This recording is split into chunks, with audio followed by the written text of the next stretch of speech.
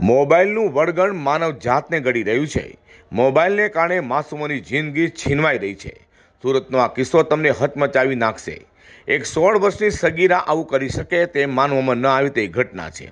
આ ઘટના પર નજર કરીએ તો સુરત શહેરના પાંડેસરા વિસ્તારમાં આવેલા અપેક્ષા નગરમાં વહેલી સવારે બાળકો રમી રહ્યા હતા।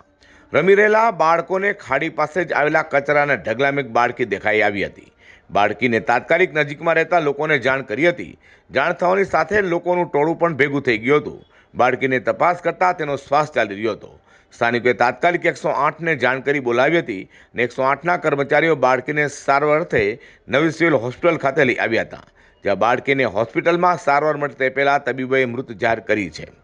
તો નવજાત અંગે પોલીસે તપાસ શરૂ કરી હતી, જેમાં નવજાતનું પગેરું શોધતા સુરત પોલીસ જે ઘરમાં પહોંચી તે જાણીને પોલીસના પગ તળેથી જમીન પર સરકી ગઈ હતી।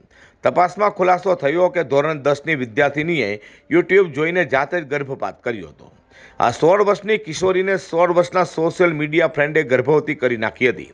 9 તારીખે પાંડેસરામાંથી મળેલી મૃત નવજાત બાળકીની તપાસમાં ચોંકાવનારો ખુલાસો હતો।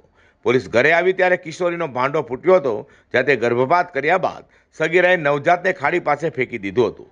લોકોને બાળક મળી આવ્યું હતું અને તેને સારવાર માટે ખસેડવામાં આવ્યું હતું। બાદમાં સારવાર દરમિયાન તેનું મોત થવા પામ્યું હતું। પોલીસ પૂછપરછમાં સામે આવ્યું કે મિત્ર સાથે સંબંધ બનાવ્યા બાદ સગીરા ગર્ભવતી થઈ હતી, જે બાદ કિશોરીએ યુટ્યુબ પર જોઈને ગર્ભપાતની દવા લીધી હતી। 8મી જાન્યુઆરીના રોજ મોડી રાતે તેને પેટમાં દુખાવો પડ્યો હતો।